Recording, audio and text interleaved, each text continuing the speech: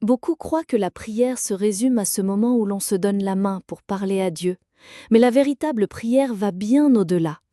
Elle est présente 24 heures sur 24. Vos sentiments, vos pensées et vos réactions à la vie sont constamment une prière silencieuse.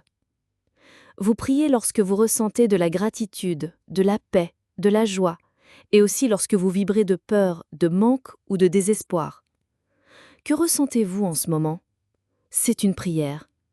Vous priez peut-être, sans vous en rendre compte, pour l'abondance ou le manque, pour la santé ou la maladie, pour la joie ou la tristesse. Dieu est amour, et nous ne pouvons nous connecter à lui que lorsque nous vibrons d'amour. Amour sous forme de compassion, de joie, de tranquillité, de bien-être et d'épanouissement. Lorsque nous sommes dans la peur, l'angoisse ou l'inquiétude, nous ne sommes pas sur sa fréquence et de ce fait, nous ne pouvons pas recevoir ses bénédictions. C'est pourquoi le Ho'oponopono magique est si puissant. Il élimine de votre inconscient toutes les fausses informations qui vous empêchent d'atteindre la paix intérieure. Avec la pratique, vous commencez à vous réaligner avec le divin, avec le flux de la vie, et alors, tout change. J'ai vécu cela moi-même. Je m'apprêtais à enregistrer cette vidéo et je voulais me coiffer. J'ai allumé l'appareil et plus de courant. J'ai essayé plusieurs fois.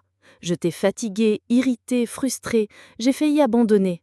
Mais à ce moment-là, j'ai réalisé que, avec ce sentiment, impossible d'enregistrer quoi que ce soit de bon. Je vais m'attirer encore plus de difficultés.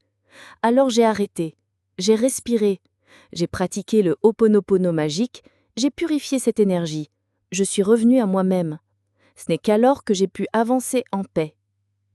Tout est une question de ressenti. Et je souhaite également partager le témoignage d'Eduardo. Il avait arrêté de pratiquer le Ho'oponopono magique et s'était retrouvé empêtré dans des problèmes financiers et du stress.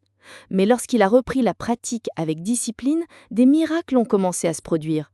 Sa femme a trouvé un emploi, des opportunités se sont présentées à lui, et même un remboursement d'impôts prévu pour la fin de l'année est arrivé en avance, chose impossible à l'œil nu.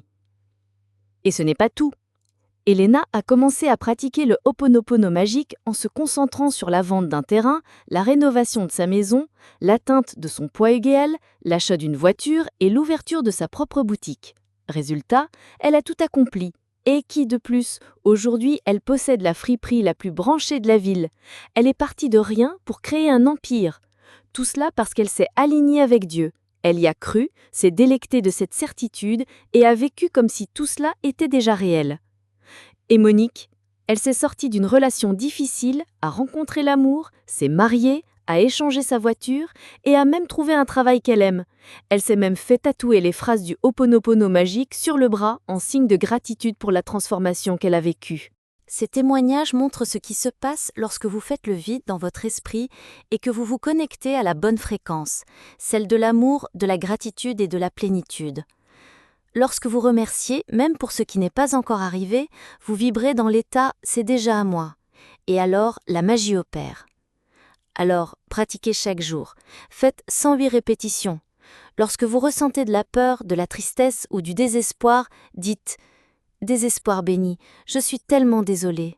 Pardonne-moi. Je te suis reconnaissant. Je t'aime. » C'est la vraie prière, celle qui vient du cœur, qui purifie ce qui ne vous sert plus et vous aligne avec le divin. La prière qui transforme votre réalité. Dites-moi dans les commentaires si cela vous a aidé. Un gros bisou. À bientôt. La vie, surprends-moi.